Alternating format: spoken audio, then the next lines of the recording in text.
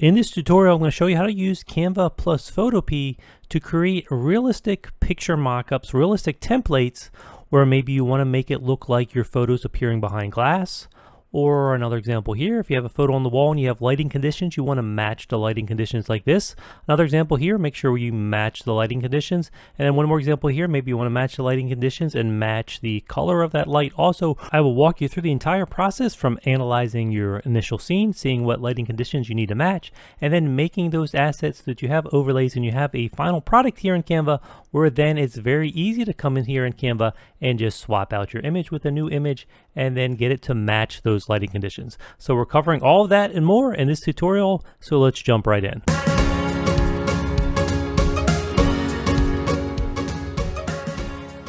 So the inspiration for this tutorial came from a recent comment on one of my videos, and it says right here, I was wondering if you could make a tutorial about mockups, specifically about placing an image behind a reflection in a glass frame. And then he references another YouTube video, so I checked out that YouTube video, and in that YouTube video, basically someone has this image right here, but you're able to drop in a picture, and when you drop in a picture, it looks like it's behind that frame, behind glass. We can see the reflection of the window here on top of the glass. And that specific tutorial that was pointed out to me, they're making use of a smart object. So I'll talk about a smart object, but we're going to go through this whole process here of creating mockups for Canva.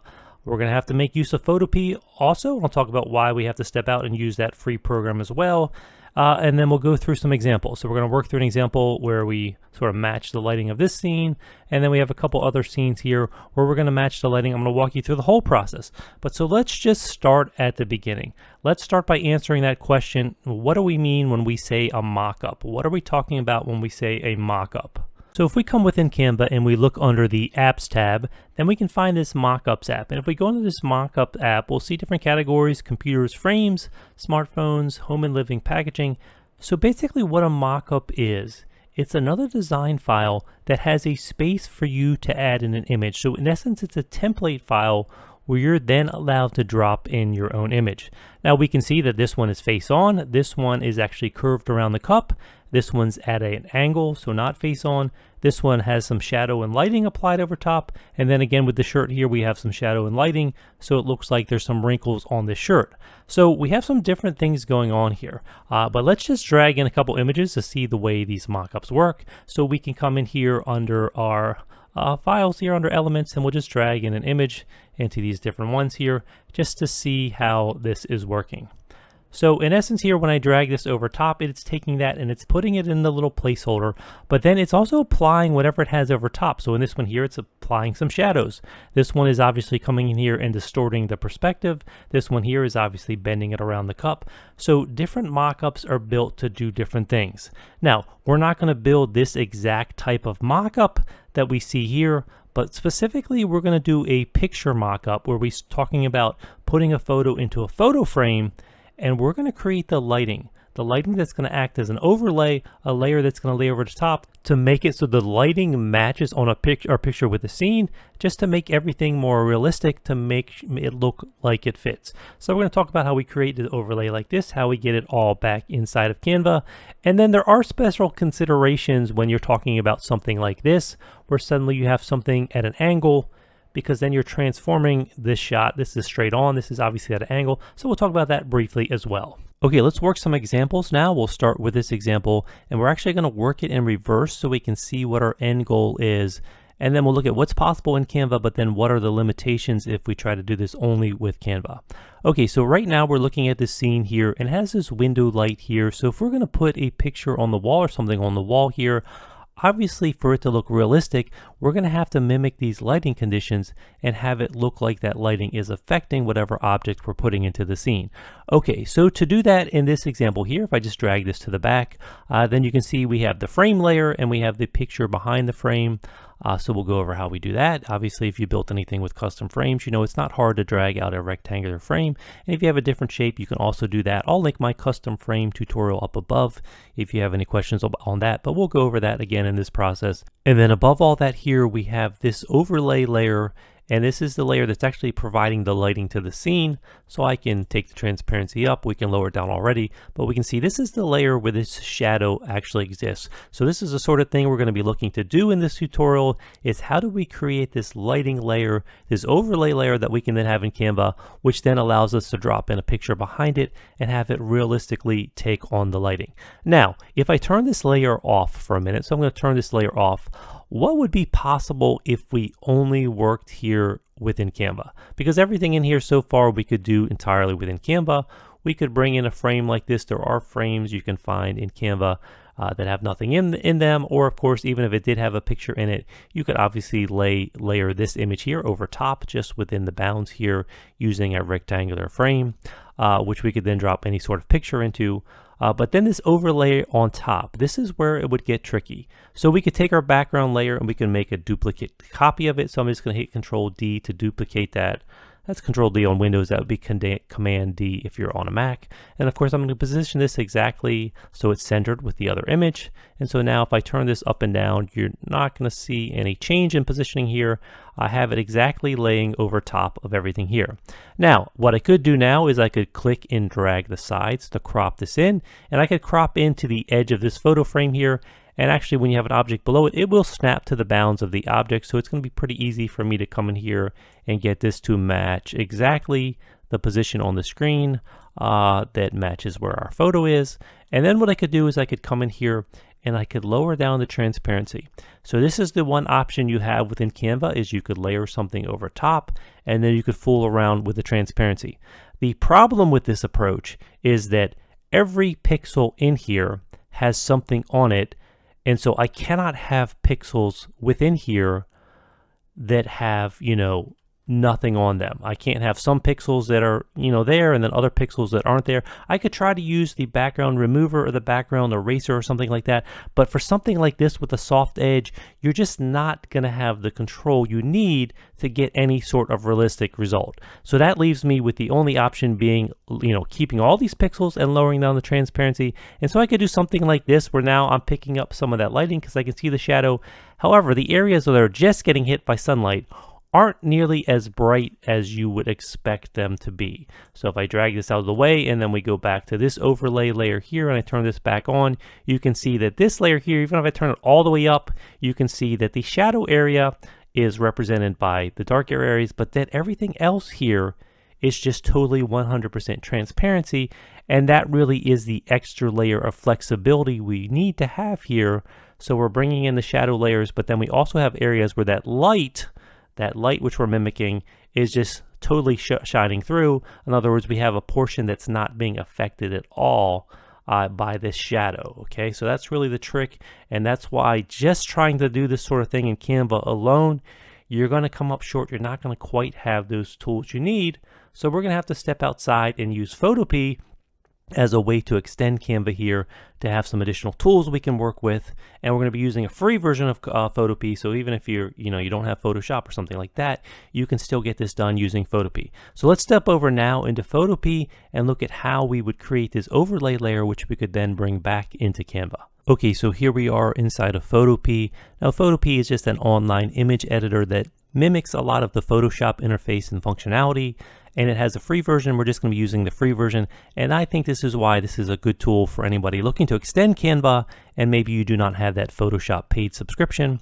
Photoshop paid version does have its advantages. It's just less clunky and does have some more advanced tools, so there are reasons to invest in that if it makes sense for you. But if you're someone on a budget and you just need a free tool to get started, then this is a very good option. So again, go to photopea.com. You can just use the free version, and then in here is where we're going to attempt to create that overlay.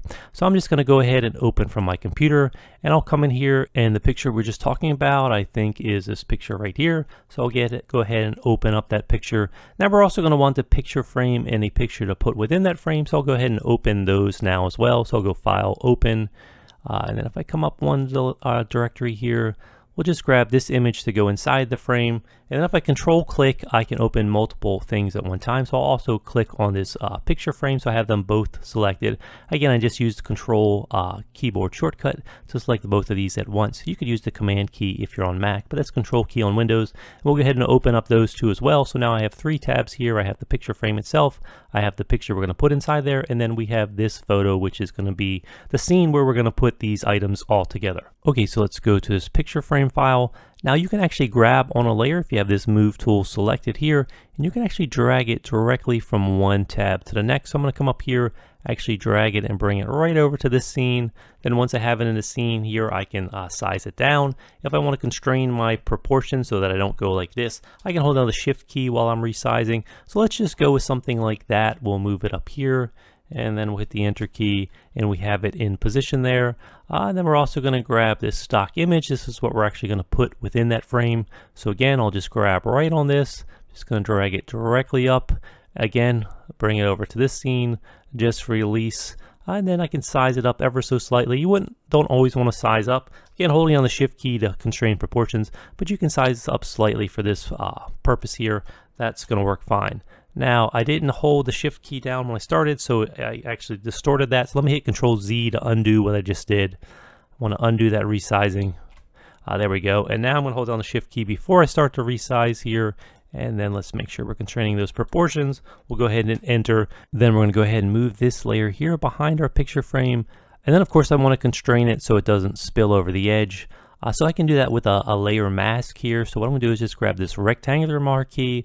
I'll just drag out something that sort of represents the area within the frame here. And then if you use this mask icon here, basically you're telling it you want to show the area that we have selected, but everything else is going to get hidden. So I can go ahead and apply that masks now. So if I click on this little mask icon down here, now we have that. And now, of course, we may want to reposition it within the frame here. So basically what you have here is you have a layer that indicates the mask. So if I alt click or over on this layer, I can see that it's actually this area here. Again, I can alt click again to show the whole thing again. So that is controlling what pixels are seen. And you also notice you have this chain link icon in between. That means they are currently linked together. So if I were to go with either of these selected now and go up on my move tool and start to move something around, the problem is that mask is moving with the image itself, and I don't want to do that, so I'm going to hit Control Z to undo that. What I'm going to do is going to turn off this chain link, then I'm going to make sure I'm on the picture now, and now I can use the move tool, and I can move within this mask area without moving the mask itself. So in essence, what that's going to allow me to do is move the picture within the frame here. So if I hold down my shift key now, just to keep it moving directly sideways, I can move it over, reposition it to something like this, which is better framing, and then go ahead and click off that. And if I want to link it back together now, I can link it back together. So now we have the picture within the frame on the wall here, but we want to do some things now to make this fit better with the scene. So what we're going to have to do now is figure out how to bring the lighting from this background layer and make it sort of some sort of overlay so we have those shadows on top of our subject here. So I'm going to start by just duplicating this background layer. So I'll come on this and just hit Control J. That's just going to allow me to make a copy. Then I'll drag that copy up above, and now we have this above. Now I'm not going to need all these pixels, because if I turn this off, of course we already have these exact same pixels everywhere except where we have this frame in this photo. So that's the area where I want to actually bring these pixels over, is everything beyond within this frame in this photo. So what I can do now is I can control click on my frame layer here. So this is my frame layer, and I've selected the frame itself. Now if I want to add to that selection, I can come under my rectangular marquee tool, make sure I have the second option, Unite, selected. That's going to let me add to the selection. So now I can just grab and get this inner part of this frame now and go ahead and do that. And now in essence, I have this whole thing selected, so I could come over here now. Now with this selected here, I'm just hit Control J. What that's going to do is duplicate this layer, but it's only going to duplicate the selected pixels. So if I hit Control J now, I can go ahead and duplicate this layer.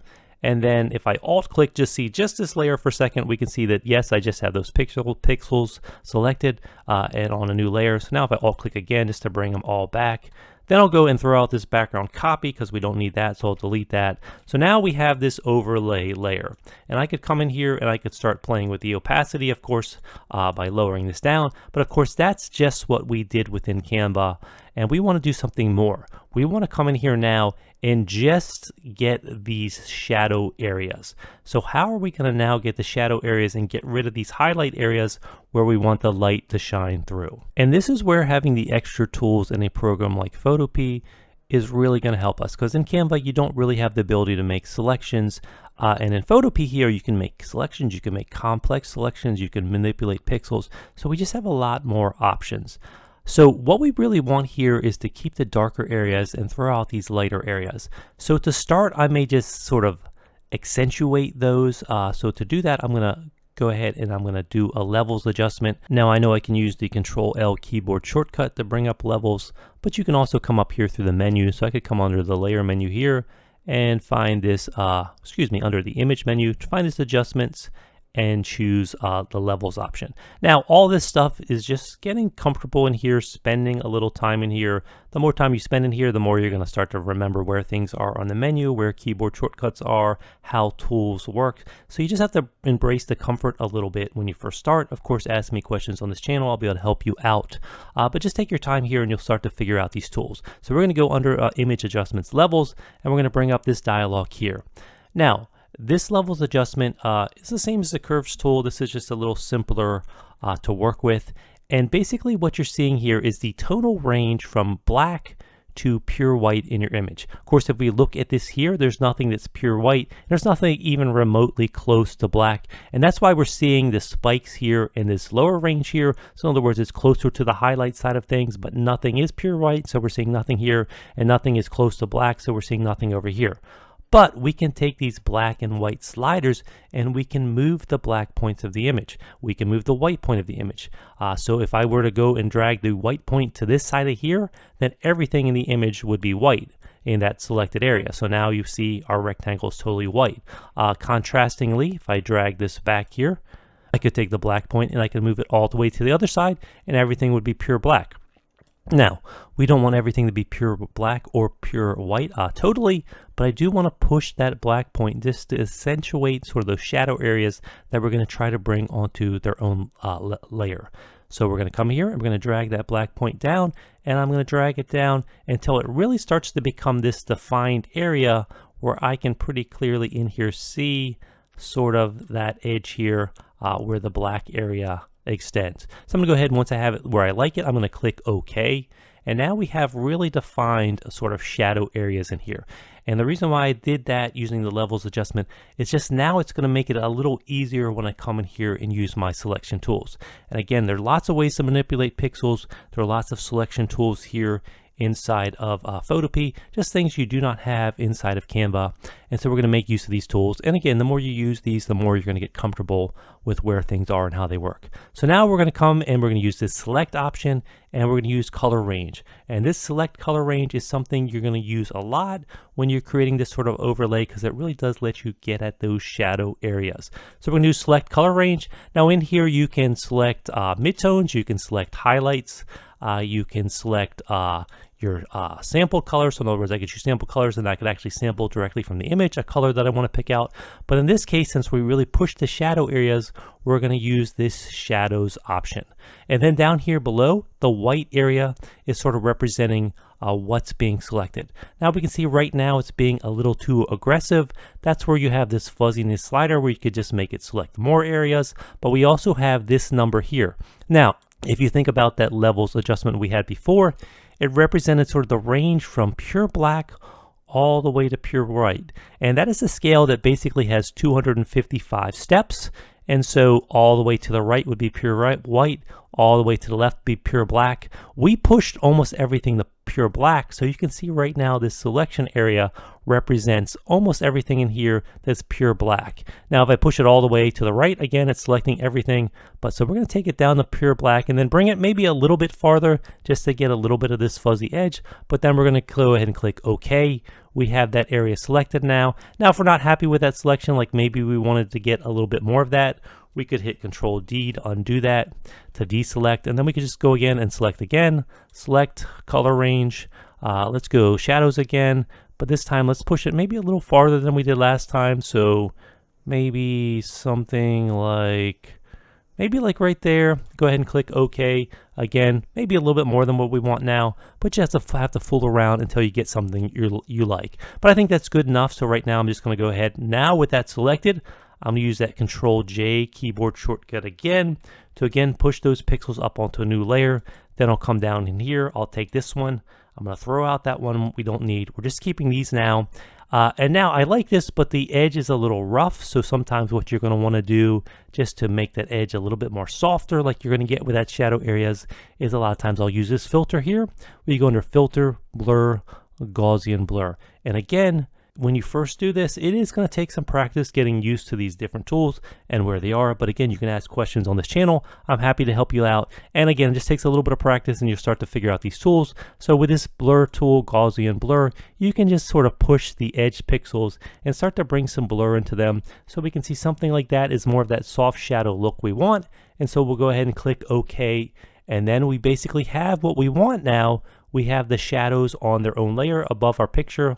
So all we need to do now is come in here for opacity and lower that down until we find sort of that right opacity that's feeling like it matches with the scene. And so now suddenly we're bringing the shadow areas and we're bringing it in on top of our image. So it just fits a lot better with the scene. It is much more realistic.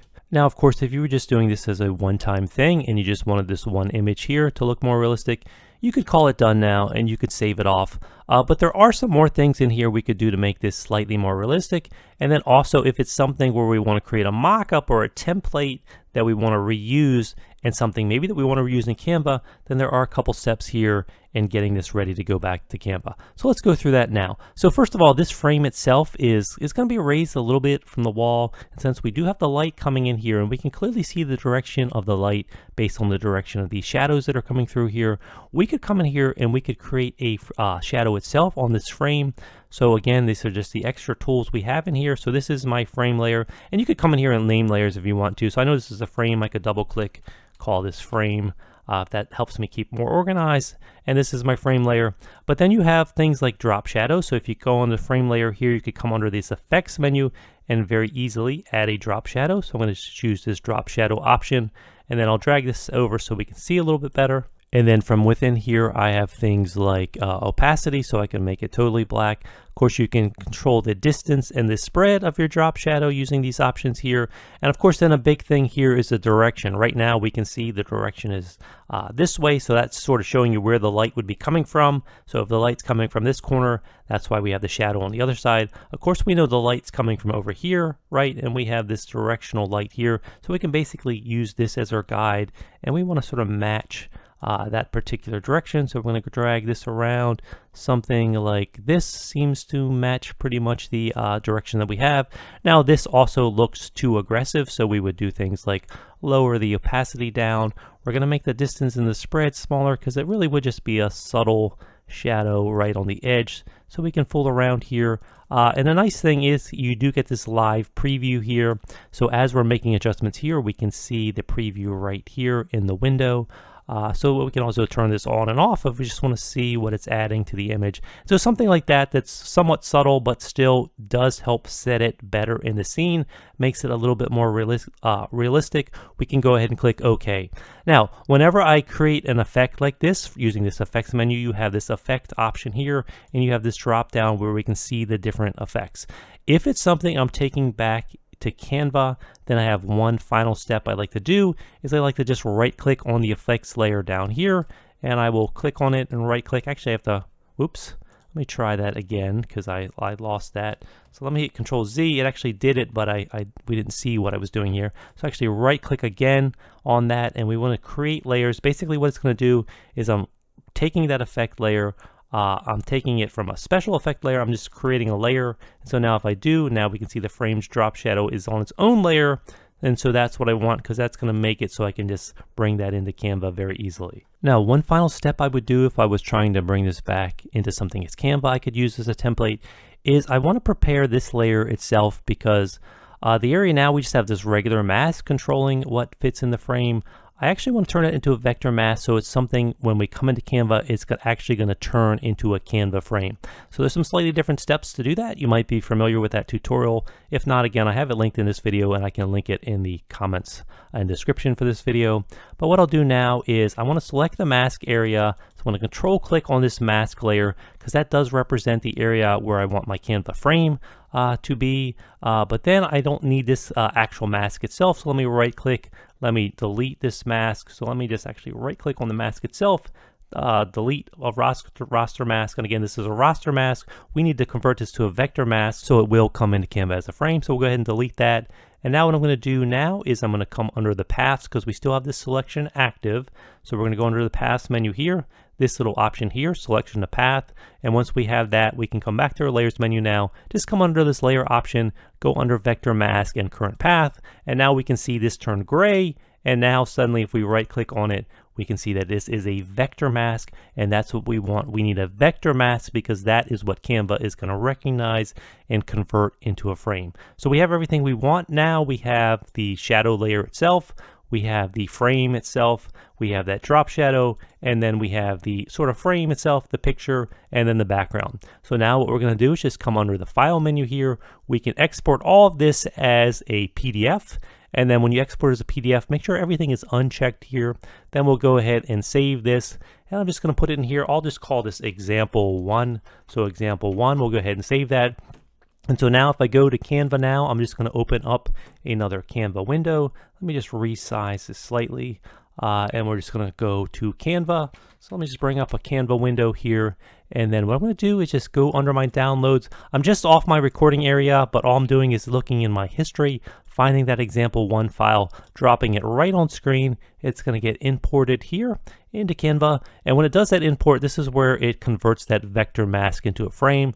So now I can click on this to open it. Go ahead and click over here. And then if we look at our layers, so I'll just click on something, go under this position option and see our layers. We can see we have all the layers we just created over in Photopea, including this layer here. And so if I want to put a new picture in here, since it's sort of behind these layers, if I go under elements now and try to drag something directly in there, it's actually going to put it in this top layer, which is not what we want. So we're going to hit Control Z to undo that. So what I do is just drag this to the top of the stack. And then we can drag in a new picture, and then if we drag it behind our shadow layer in our frame, then suddenly, boom, it's fitting into the scene, so we can very easily add in new pictures. And yes, we are getting that shadow layer over top, and yes, that shadow layer is something where we can still come in here, and it picked up the transparency from Photopea, so we can still dial that up and down as needed. Now you can see that I did not match exactly perfect here. It looks like the shadow areas may be off slightly. So let me just actually hit Control Z. I moved it slightly, but that is something in here where you can make slight adjustments in Photopea if you need to, but I think that's close enough that if the opacity is down, you're not really going to notice that that doesn't fit perfectly with the scene. It fits good enough. So just like that, that's how I would build out a template like this, get it back into Canva as something I could reuse, and very easily, again, come up here and very easily drag in new pictures, very easily just move it back behind everything, and we have something that fits better in our scene. Okay, so that's example 1, but let's work a couple more of these examples just so you really understand this process. Okay, so let's take a look at another example here. In this image here, if we look at just the background layer, the issue was really just trying to get all of the shadows that represent the shadow we're getting from these window blinds here. And so in the first example, I was able to use that select by color. There are going to be instances where that doesn't work as well. Maybe you get a little noise. You don't get a clean shadow for all these blinds. So in this instance here, to create this shadow layer here, I actually went in ahead and used some of these manual selection tools. So besides some of these automated tools like select by color, you have things where you can come in here, grab tools. So you have these polygonal lasso tools. You also have the pen tool. And so I just used the pen tool, and I went in here and was able to make a selection of those different slats and built the selection that way. So one of the things you're gonna have to do is, get more familiar here, more comfortable with Photopea just by working a little bit, understanding these selection tools so you understand the right selection tool for whatever selection you're trying to create. Now, if you want to learn more about this and you sign up for my email newsletter, I'll put a sign up in the first pinned comment below where you can sign up for my newsletter, and you can also indicate if you want to receive some free Photopea training. So I haven't created it yet, but I will create some free training for you about all the selection tools inside of Photopea. If that's something you want to learn, I will give that away for free to my email subscribers. So if you sort of want to get on the waiting list for that, go ahead and sign up below, and I will get that to you so you can learn all about these selection tools. So that's what I did for this example here. Let's go ahead and look at another example here. If we go to this one here, and again with this one here, we're dealing with this sort of this orange background here. And so for this, again, you want to come in here and decide how you're going to make this selection. Again, as I did in the last one, this might be something where it's fairly simple, so I might want to come in here and just use manual selection tools. So again, I could come in and choose the pen tool or this polygonal lasso tool. So I could choose something like this, and of course, I've now crashed Photopea. This is one of the issues you can have if you have a lot of browser windows open, as I do now. And you're working in Photopea. So this is one of those advantages of being willing to pay for a premium solution like Photoshop, especially if you have a good computer. Then you can bypass some of this, but I'm just going to hit refresh here and see if I can get that to reload. So I got that to reload. But so it does get clunky sometimes. Just know working in Photopea, it is not a perfect solution, and that's why sometimes free tools, they are going to have some of these issues. So if you want to invest in something eventually, something like Photoshop, Affinity Photo, good solutions to consider. So I'm going to go ahead and now use this polygonal lasso tool again. Let's try this again, and I will come in here and start by just selecting this top shadow area here. So I'm just going to come in here and select here. We're going to go across, just making sure I get all this shadow here, and then we'll come across. We'll finish that selection here. I'm going to make sure I have this unite option because now I want to add to that selection, just getting this other shadow area here. So I'm going to get this shadow area here, come across carefully, make sure I'm getting all of that, come back across, come up here to finish that selection right there, and then I'll go ahead and hit Control J just to copy what I just did onto a new layer. So I'm going to Control J. Now we can turn off this layer. Now in essence, I have what I want to become my shadow area here. Now I could leave it like this because sometimes you might want some of that color to come through. You have a shadow area, but in a room like this where you have sort of all this light spilling in, bouncing off the walls, in almost any room like this, depending on the surface, you're going to have some sort of, bounced light and reflection. So you might pick up some of this orange color on things. So that's another decision you want to make is, do you want any of that orange light to come through? So you could sort of put a layer over top of all this if you want it to be orange light. Right now, I just think I want it to be more of a shadow area. So I'm actually going to lock the transparency because now I'm going to fill just those pixels. So now I'm going to do Control Backspace to fill with black, which I have on my black layer as my background color here.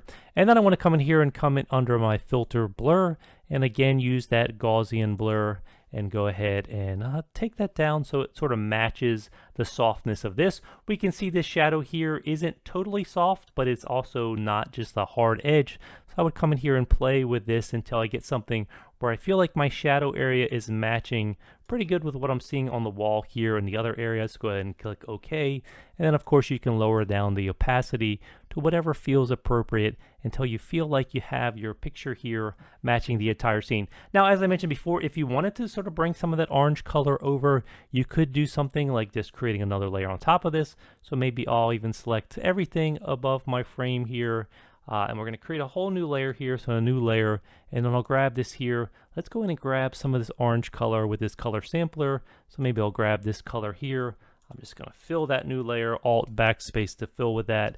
And then I could come in here and I could lower down the opacity. Now, when you do something like this, yes, you're bringing in a little bit of that color, but you just have to decide, does it still look okay? Do you want to knock it out in certain areas? So these are just all decisions you have to make when you're doing something like that, doing your best to get the overall scene to match the lighting conditions in the room, and then keeping in mind as you take these layers back over into Canva, how is it going to work with different photos and not just this one photo.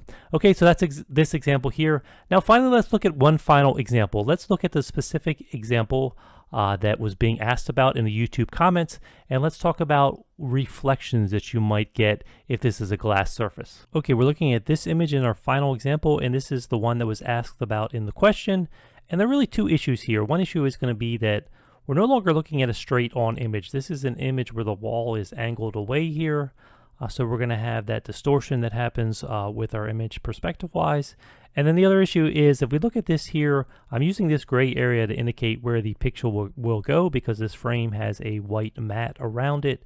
However, on that mat, and if we turn off the gray for a second, extending beyond that, we have these reflections to contend with. Anytime you're trying to mimic a material like the glass frame here, then you have to ask, how does that material interact with environmental light? And so with glass like this, a lot of times you would sometimes get a reflection. Of course, it is going to depend on the positioning of the light source. One of the things that can be tricky sometimes is just interpreting how the scene is going to interact with this. But of course, when we have sort of something to go by here, we can use this sort of as an area where we get some reflection.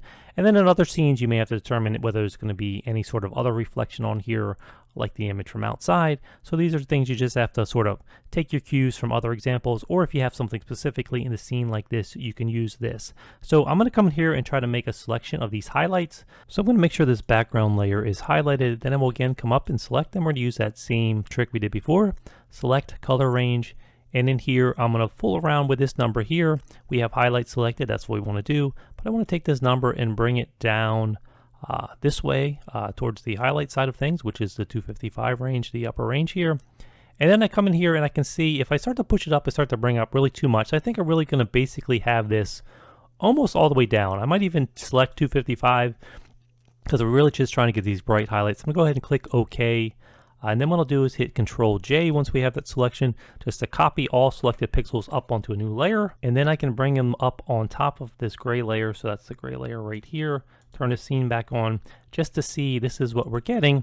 And we're doing a good job now of filling in these reflections. And so also if we have too much here, if we want to get rid of something, I could erase something, but I think that's probably going to work out okay. We're just going to have to try it with an image in here now. So we have that layer, and the other thing I might do is I might come in here and just clip it to my framed area. So I'm just going to come in here and make a quick selection just by getting the edge of my frame like this. Come over to get this corner, and this corner. And then I'll go ahead and just mask this area we just created. So go ahead and create a mask. So now we have the reflections, but we're only getting them here on this surface. So we've taken care of the reflection, but we still have the problem of perspective here. So let's go ahead and open an image we're going to put in this frame. So I'm going to go ahead and hit File and Open. And on my computer here, I will go under here and I'm going to grab this image here. We'll use this image for this frame. So I'm just going to open it up. And what I'll do is I'll go ahead and copy it here, Control A, Control C. And then I'll come over here and inside of that one we're working on here, this one here, I'm going to hit Control V to paste it in. Now I accidentally pasted it in a frame there. We don't want to paste it in there yet, so let me hit Control Z to do that. Let's just come up on a new layer, and now I'll hit Control V to paste it in. And then I want to size it down a good amount as well. So let's come in here and we'll grab this, and we're just going to size this way down. Again, I'll hold down that Shift key as I resize just to make it a lot smaller here. So something like this. Okay, so now we have this image in here. But again, this is a straight on image, and this clearly is not straight on the wall.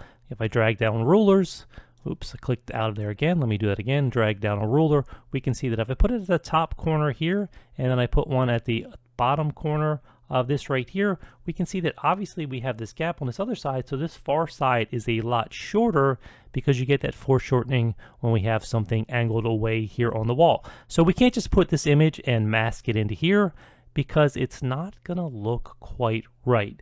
We have to do a transformation on this to get it to match the perspective.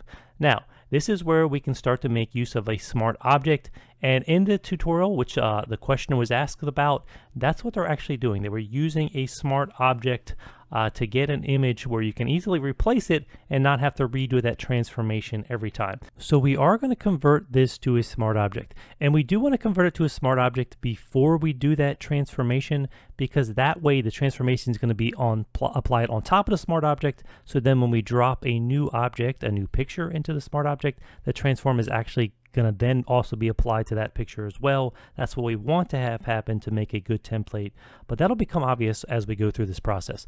But there is one thing that I do want to do before we convert this to a smart object, and that's gonna be just to make the width to height ratio of this image roughly the same as sort of the frame area where we're gonna want to fit that image. Again, this doesn't have to be exactly the same, but you just wanna eyeball it and get it pretty close. If you do this, it's just generally gonna make that transform a little easier, a little bit more accurate, and really make it look like it fits here when you get to that step. So I'm just going to grab my rectangular marquee here, and I'm just going to come over the image right here and roughly eyeball something so it looks like I'm making a selection that's roughly the same width to height that we have over here. Again, it doesn't have to be perfect.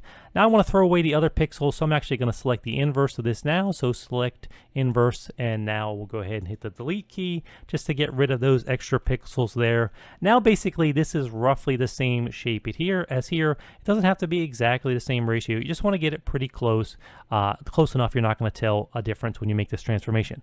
Now that we've done that, now we can go ahead and convert this to a smart object. So to convert any layer in here to smart object, you're just going to right click on it. You're going to find this convert to smart object, and now you'll see you have this little square icon here denoting that this is a smart object. And now if you double click on the layer image itself like this, it's actually going to open that layer as a new file. So now this file is linked. I can close out of it, but it's linked here.